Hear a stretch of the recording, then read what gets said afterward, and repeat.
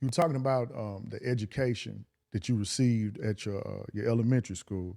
So I noticed that education and discipline go hand in hand, especially with young children, because I'm a father of fairly young children. So I wanted to know, as a psychologist, in your estimation, how important is discipline in developing the psyche of black children, in particular black boys? It's critical because discipline is divine. God is discipline. Mm-hmm. The sun rises at a certain time on a schedule. Right. The moon rises at a certain time on a schedule. You know, you get your 4 seasons of the year on schedule. You know, you get your eclipses on schedule. The entire universe is ran on a divine schedule. And so we as African people, in order for us to manifest our divinity, we have to also manifest discipline. And I consider discipline to be one of the most important jobs of a black parent, because if your child doesn't have discipline, it doesn't matter how much talent they have, it doesn't matter how much skill they have, it doesn't matter how intelligent they are. When I speak at, graduations like I did yesterday in Rochester, I always tell the young people, I don't care how smart you are. I don't care how talented you are. It means nothing unless you have the discipline to perfect that skill. Right. You understand? So, and it's critical that you bring this topic up, because that's a big problem in our community, because we have so many of our black boys being raised by single moms. Right. And that's not the mother's fault. It's due to the war on black men. Right. And a mother is not a natural disciplinarian. She's a nurturer. So she's more likely to negotiate as opposed to set standard. That's the father's job. But because of the absence of the father from the home, that's given birth to this situation where black boys are not going to school or into the world with the discipline that they need. Not because of the failure of the mother, but because of the failure of black men, those of us who are available, not putting some structure to the raising of black boys who don't have their fathers at home, you see. So I don't fault the women, I fault the men.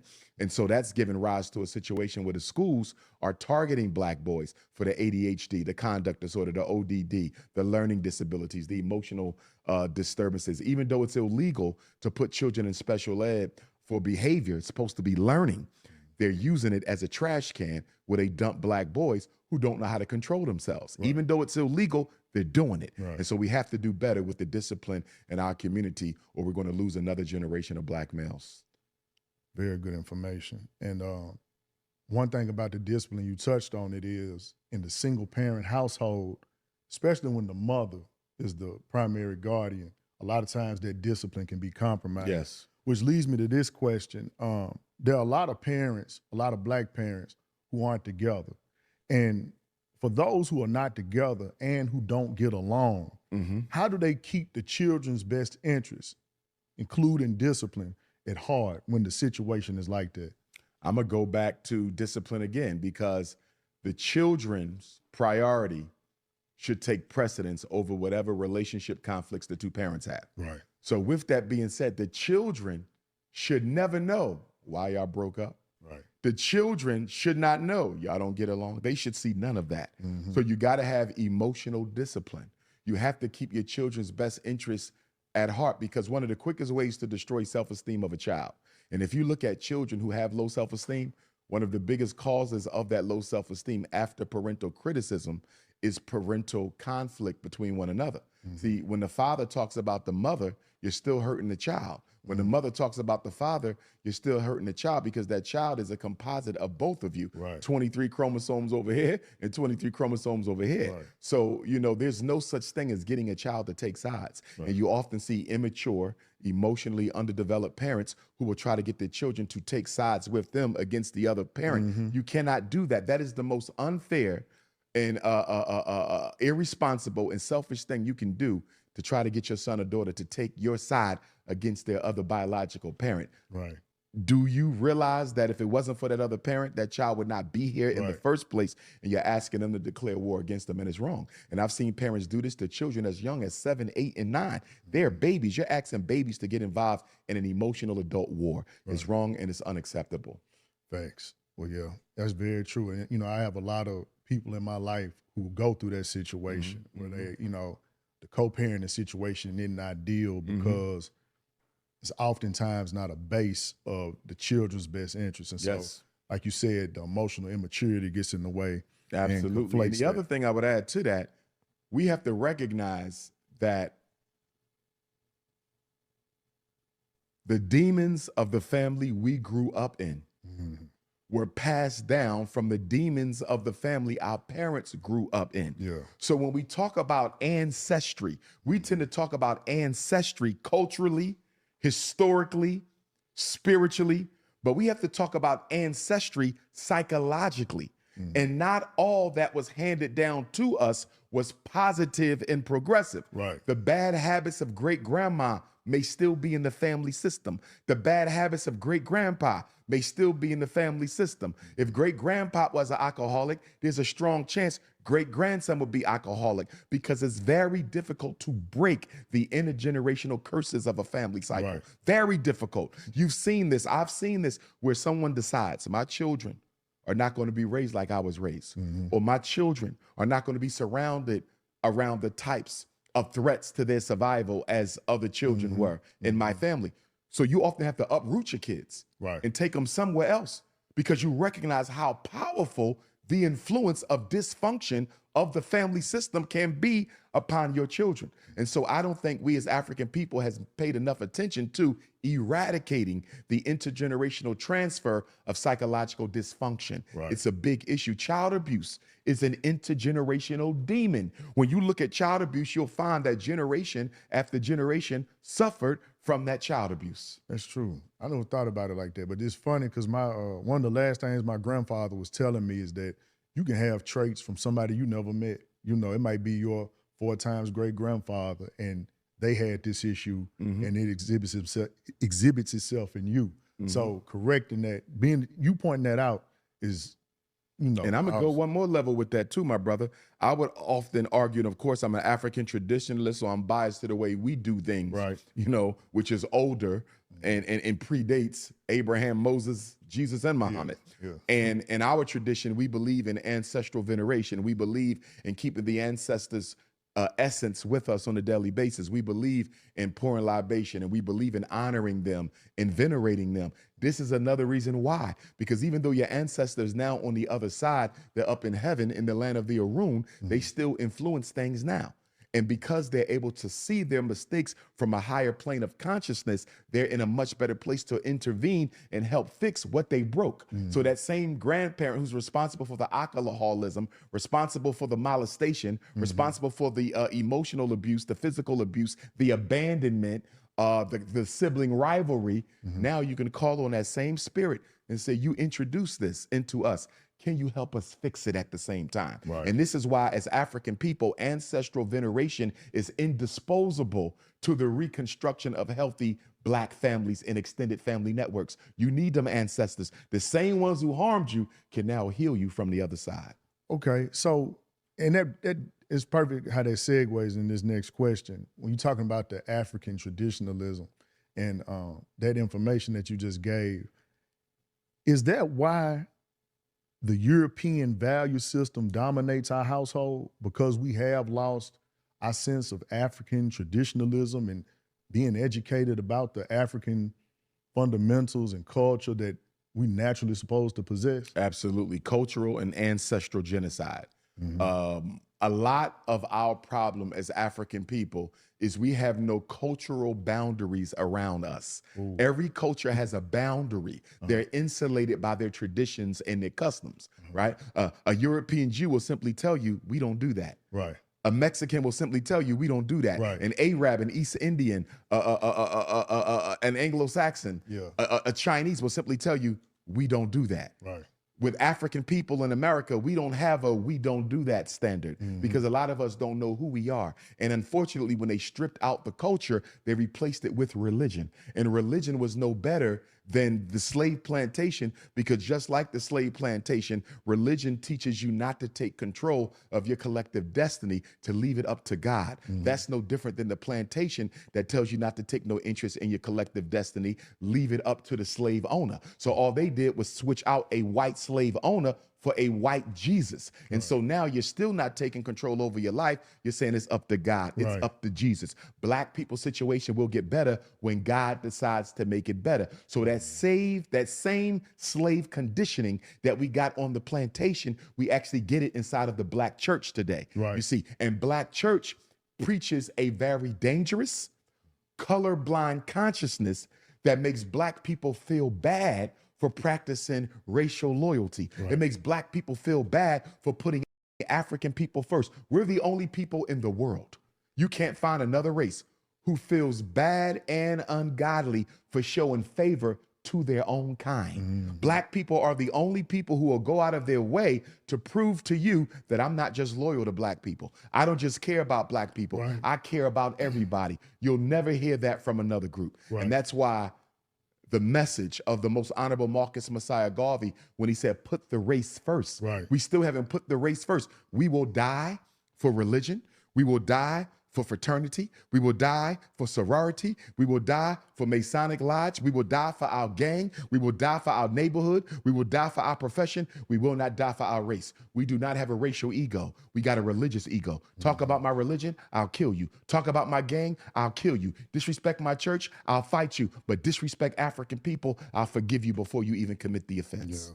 Yeah, you're right about that. And like I noticed too, this is kind of off topic, but like here in Atlanta, you know, it's a big LGBT scene here. And I noticed during Pride Month, all the black restaurants have a gay pride flag, the LGBT flag or whatever. But you look at the Mexicans, they don't have that. Nope. Chinese restaurants, they don't do it. Nope. Going back to what you were just talking about, how we don't do that. You know what I'm saying? But we seek to like ingratiate ourselves with every other culture and put it above and beyond our own. And because we have no cultural boundary, whenever America catches a cold, we catch the flu. Right. Whatever America says is normal, we will take it and exaggerate it. It don't matter what white people do. No matter how dysfunctional and non-progressive it is for the black community to indulge in it, we're going to indulge in it. And that's a big reason why we got to watch what our children consume on television and radio, because we are literally the sponges that soak up all the filth of American culture and bring it right into our own community. Right. No, that's a fact. So switching gears, a few weeks ago, we saw Jamie Foxx kind of bend the knee to the Jewish community where he apologized for an alleged anti-Semitic quote. Then in this same month, earlier, the NAACP held a convention, and part of that convention was Meek Mill and Robert Kraft on a panel talking about stopping anti-racism and anti-Semitism. And that kind of confused me because I'm thinking, you know, the NAACP is supposed to be black. Why are they so concerned with anti-Semitism? I hadn't seen any anti-Semitic crimes committed by black people against the Semite people. So what I wanted to know, in your opinion, why does the European Jew have such an interest in the behavior of black people? Historically, the European Jewish community exploited the black community from a civil rights standpoint. We were used by them to be the out front foot soldiers of the civil rights struggle. Okay. They funded it, financed it, but they hid in the back.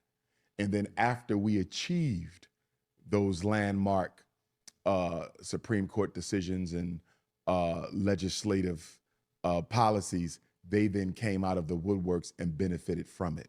So we have always been the front man for the European Jewish civil rights agenda. The NAACP was founded by European Jews, and it is predominantly funded today by European Jews. You understand? Right. And so, you know, that's one of the biggest reasons why it's difficult to have a conversation about racism against blacks without European Jews being included in that narrative. But also, even beyond the European Jews, we have to recognize that because America is so anti-black, this is an anti-black country. Right. There's no getting around it. Right. But because America is so fundamentally anti-black, in order to make sure black people never become the focus of true intervention, they have to include other people in the conversation so it can look like they're talking about us when they're really talking about helping another group. This is why they use words such as multicultural, Right. disadvantaged, non-whites, you know, minorities, you see, or the conversation that you referenced, which I did not see yet, but I heard some conversation about it. We're going to include the Jews with blacks. We're going to include the gays with blacks, the transgenders with blacks, the Ukrainians with blacks, the Afghanis with blacks, never just black alone. Right. And the reason for that is to make sure we never become the focus of intervention like we was during the civil rights movement. Right. Dr. King was excuse me, a political and a media genius. Dr. King was able to keep the Black agenda on the front page of the news and the television for nearly a decade. No other leader has done that since Marcus Garvey and Frederick Douglass. Dr. King did that. And so after they were forced to give up that Civil Rights Bill and forced to give up that Voting Rights Act and posthumously forced to give up that federal housing bill, they said, we got to take the Black issue off the table, because if we don't get this off the media agenda, we're going to keep on having to concede to Negroes, and we don't want to do that. So that's why a few years after Dr. King was assassinated, the homosexual revolution took place, because they needed something to block out the Black agenda. If you notice, every single presidential administration, there's a priority minority issue separate from what matters to Black people. Every president had a priority minority issue. For Barack Obama, it was homosexuals. He used homosexuality to block out the Black agenda. For Donald Trump, it was illegal immigrants. He used the illegal immigrant war to block out the Black agenda. For Joe Biden, it is immigrants and transgenders. Those are the topics he focused his civil rights issues on, to make sure ours never see the light of day. You see, so you will never see Black people focused upon as a singular entity like we were during the days of Dr. King. You'll never see that again unless Black people organize and agree that we're going to push a race-first agenda that does not include any other group. When we speak, we should only speak for the Black. Right. And kind of moving into this, you see that a lot. We oftentimes talk about culture, Black culture, and we recently just celebrated 50 years of hip hop, and we've pretty much claimed that. But when you step back, and I hadn't really seen an analysis on this outside of you, but when it comes to hip hop, which is Black culture, well, I guess we could say it's Black culture, it's owned and controlled exclusively by the European Jew. Absolutely. We make the music, we make the beats, but they fund it. All like the how profit, you were talking all about. the profit is them. Right, like you were talking about with the NAACP. You know, when they fund it, they essentially control it. So can we say that these art forms or expressions of art like hip hop, is it still Black culture when we don't own and control it? Like Lil Durk or NBA YoungBoy might make a song about doing horrendous things. And I'm not knocking them, but I'm just saying it's the European Jew and their platform and their labels that put that out. They can't make a song about killing dogs. If today, if Lil Baby makes a song about killing German shepherds, they're gonna stop that. You can't do that. But you can talk about killing brothers all day long. You know what I'm saying? Yes. So is that really Black culture when they own and control it?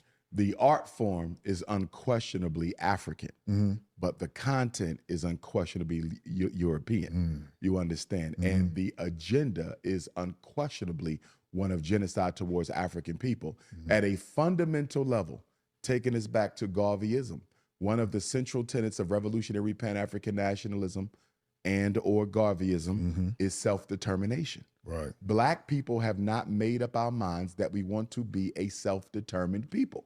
We are still content with handouts. We are still content with subsidy. We are still content with European paternalism. That means white men dictating our actions. We're still content with European maternalism, white women dictating our actions.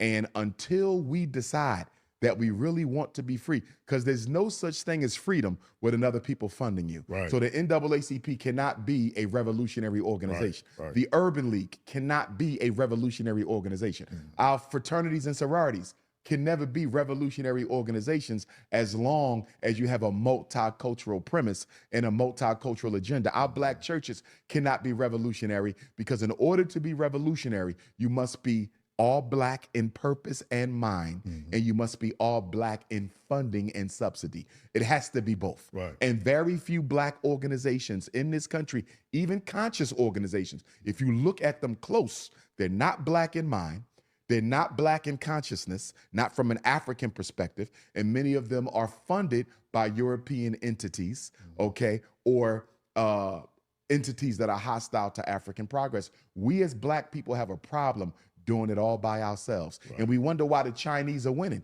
They doing it all by themselves. You see, the Arabs, they're doing it all by themselves. We're the only people running back to the government, asking them to fund things we need for ourselves while we waste $2 trillion, even when we have the reparations conversation. And I support reparations because it was Pan-Africanism that gave birth to it, okay? But isn't it a contradiction to say we can't do nothing for ourselves until we get reparations for slavery, but we're a $2 trillion people, $30 billion on hair.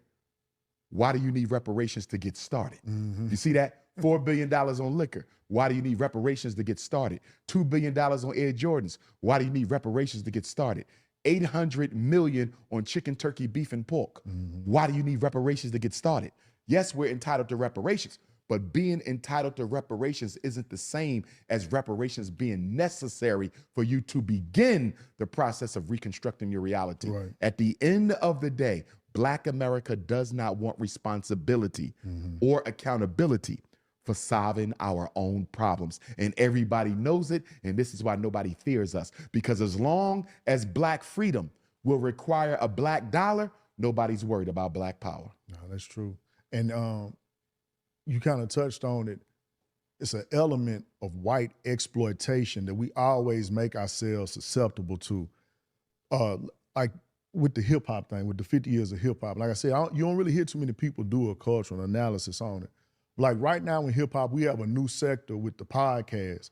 And two of the biggest podcast spaces within hip hop are run by white men, DJ Vlad, Adam 22. And both of them have based their platform on Black conflict, and they exploit that. So I guess my question is, I'll give you an example. I went to bring this up, but like on Vlad, I saw this a few years ago when the late Kevin Samuels was still alive. Vlad was actually on there trying to instigate him to say something about you. He said, you know, I had Dr. Umar on, whatever. And Kevin Samuels was intelligent enough to downplay it and instead turned it and kind of big up you and kind of, you know, talk about how you all had more in common than not. And you rarely see that. Most people go on these platforms and exaggerate the issues and amplify the issues between Black people. So how do we, and this is beyond hip hop, how can we put ourselves in position to stop making ourselves susceptible to white exploitation? We have to make up our mind that what's best for Black people is what's best for us, and we haven't done that yet. Most Black people are selfish. We operate on a extreme pathological form of Eurocentrism. It's all about me, myself, and I. What matters to the group never weighs in on the decisions that we make about ourselves. Gangster rap could not exist in another culture because they would not accept it. But because the gangster rappers are some of the more wealthy people in our community, and because Black people love money more than everything, including Jesus, okay, even though they won't admit it, they love money more than Jesus. Whoever has the money will automatically be sanctified as a leader or somebody we can worship or follow. Money rules everything in the Black community. We are not a people of morals and honor. If we were, there could be no such thing as gangster rap. If we were, there could be no such thing as pastors, you know, making millions of dollars a year with a church in a community that doesn't have a single relevant, viable institution in it. You see, so we have to take a long, hard look in the mirror, because from a metaphysical standpoint, the world around you is a reflection of the world within you. And Black people have to stop trying to scapegoat the white power structure all the time. They are responsible for our problems, make no mistake about it, but they're not responsible for why we're still in them problems. We haven't made up our minds that we want to be free. The most honorable Marcus Messiah Garvey said it best when he said, if we really got to know ourselves, and if we really made up our minds that we wanted to be free, in 24 hours, Garvey said it takes a day. In 24 hours, we could have a new reality tomorrow. We're not interested in freedom because we fear the responsibility that comes with it. So how do you change that then? Because like going back to, I believe your kinsman, Frederick Douglass, said, well, you just said it, it's easy to build strong children to repair broken men. How do we implement that in our children to make them want to accept the responsibility of doing for the race, putting Africanness first? You know what I'm saying? In order to fix any systemic problem, the solution has to be systemic.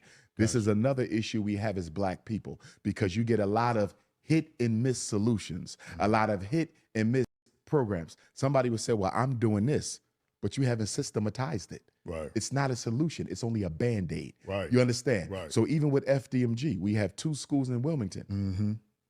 It's not a solution. It's a solution for that area, but it's not a solution for the race until I systematize the schools and start putting them all over the world. Right. Until we franchise FDMG, the benefit is limited. Right. But again, going back to our selfishness, going back to our individualism, going back to our loyalty to our clique rather than to the race, most of our what could have been solutions end up only being Band-Aids because we don't want to put the work in necessary to systematize it. I can't think of anything in the Black community that's systematized outside of church.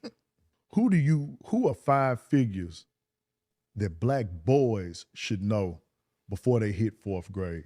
Before they hit 4th grade, that's tough because there's so many. Really? I'm going to choose 5, but I could have easily chosen 50 sets of 5 because there's so many great men and women who've come through our past. One of them would be inventor Garrett Morgan.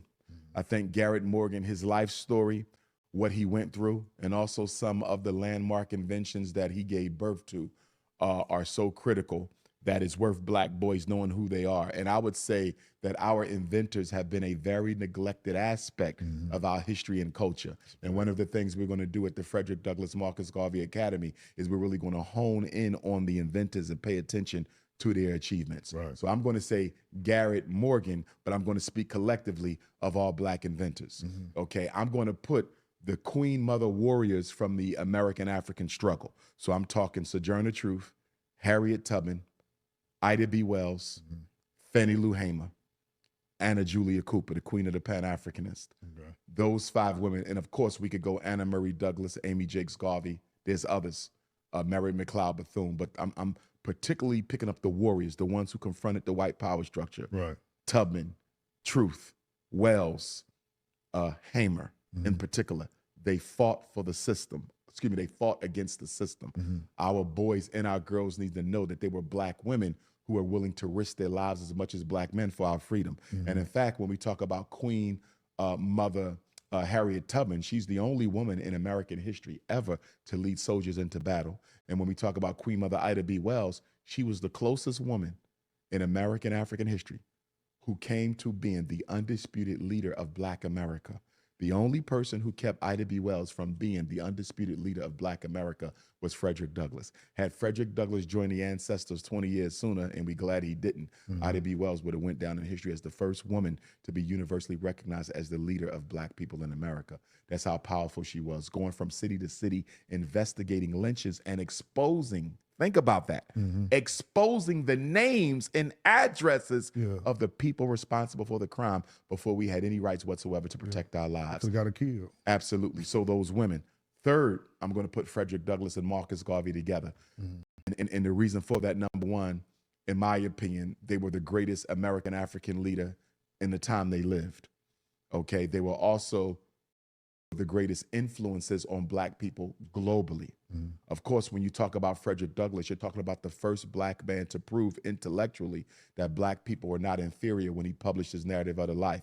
And when you talk about the Honorable Marcus Garvey, you're talking about a man who arguably can be the only Black man in modern history to be considered leader of the race. Yes, sir. Because there was a chapter of the Garvey movement in every major Black community on earth. So Garvey was a race leader, you see. I got to put Booker T. Washington in there as both an educator and a Pan-Africanist, and he's the link between Douglass and Garvey. You know, people often ask me, how do you connect Douglass to Garvey? Real simple, Booker T, because Douglass was Booker T's mentor and inspiration. So if it wasn't for Douglass, you don't get no Booker T, and if you don't get no Booker T, you don't get the inspiration from Marcus Garvey. Not only that, Robert Love was a Bahamian scholar and one of Marcus Garvey's first teachers. He ran into some political trouble in the Caribbean, and it was Frederick Douglass who got him out of it. If Douglass doesn't save Robert Love, he never becomes Garvey mentor. Garvey may never become the Garvey we know. So Frederick Douglass had an indirect hand in giving birth to Marcus Garvey. See, that right there, I probably learned more about Black history just then than I did during my entire probably K through 12 education. And that's one of the common things that we see when it comes to school and Black children is that our Black educators, not knocking them, but a lot of them feel like their hands are tied when it comes to teaching Black children about Black history and culture. And now we're in this time of where they banning critical race theory, and you got DeSantis down there banning Black history. What can Black teachers do to circumvent that, to still impart Black history into our children's curriculum? I'm gonna give you the solution and I'm gonna give you the Band-Aid. Okay. The solution is Black teachers need to come together and build their own schools. Right. You follow me? That's the solution. A solution is something that is done that eliminates the problem completely and forever. You Right. see that? That's the solution. But Black people are allergic to building their own institutions because we don't want the responsibility. You see that? So the Band-Aid is for Black teachers to create their own independent Black teachers union. We've never had a Black teachers union in America, and it's time to build one now. You see, because now if you have a Black teachers union, you can advocate for Black children the way that they need, because the white teachers unions, which are largely the American Federation of Teachers and the National Education Association, they don't advocate for Black children. You understand? They only advocate for themselves. So we need Black teachers to form their own union to look out for themselves principally, because they're the last hired and the first fired and the most overlooked and mistreated. You see, even right now in America, we have a Black teaching shortage for the first time in a long time, a Black teacher shortage, you see. So we need them to start their own union. That would be a good intervention until we are serious enough to implement the solution. Right. All right. So I want to move into Garveyism right quick, because I'm a Garveyite and the world knows that you're a Garveyite. Going back to my education, I didn't learn about Marcus Garvey from kindergarten to 12th grade. I knew about Malcolm X because my mother was serious about making sure, because she was a single mother, she made sure that I knew of strong Black men. But, you know, she didn't know of Marcus Garvey either. I didn't learn about Marcus Garvey till I was probably in college. And when I learned about him, I thought he was made up because I'd never heard of him before. And I'm thinking, somebody who did all of that, they surely would have taught us about that, but they didn't. Then as I learned, I'm like, wait a minute, this is wild. And so I wanted to know, when did you first learn about Marcus Garvey? I believe my introduction to Garvey was in my Black history class at Meade Elementary, 4th and 5th grade. I would be reintroduced to Garvey when I joined the UNIA, which was around 1997. I believe it was my final year of undergrad. And ironically enough, the UNIA, which was considered international headquarters at that time in Philadelphia, was right next door my entire life to the shoe store where my mother bought all my sneakers. Think about that for a minute. So from the 4th grade until my 5th year of undergrad, so you're talking 8 years old until 22, I was going next to the Garvey building once a month, every 6 weeks, every 8 weeks for some shoes, right? I never knew. You know how I learned about it? They finally painted it red, black, and green and put a picture of Marcus Garvey in the window. Had they never painted that building, I would have never joined, because I would have never knew that was the Garvey headquarters. And so one day, I'm at the sneaker store, and Elder Johnny Gossett comes around the corner. He was the caretaker of the building. He's an ancestor now. And he said, "Can I help you?" And I said, "What's going on inside this building?" He said, "This is the UNIA ACL." He said, "You need to come back Sunday at 3 o'clock. I came back Sunday at 3 o'clock. Here we are. Right. So let me ask you this. As far as his philosophy and opinions and African fundamentalism, it's a two-part question. If you can isolate one, what do you feel like is the most important concept that you hold near and dear to you and to parents, teachers, coaches, anyone who has a love for Black children? Which concept of Garveyism do you think we should introduce to Black children first? Self-confidence.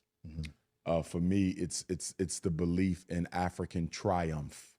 It is the vision that we will ultimately succeed. Above all, Marcus Garvey was a revolutionary optimist, and you need revolutionary optimism, especially now, because you can see the discouragement in the faces of Black people. You know, I think one of the reasons why I'm loved so much is I'm able to breathe some of that revolutionary optimism Black into Black people. You know, we need people who are going to cheerlead us. Right. As the Honorable Marcus Messiah Garvey said, you have to sell the black man to himself. Right. He said that the white man made being black a curse. I'm going to make it a blessing. We have to sell our people back to ourselves because we are punch drunk from racism. Right. But we are also punch drunk from insincere leaders who have come before us claiming to be leaders, never giving us a plan, running their mouth for decades and never delivering nothing to the people. Right. So we're punch drunk on both sides. I'm punch drunk from my enemy, and I'm punch drunk from my own opportunistic leaders who built me up and made me think we were going somewhere,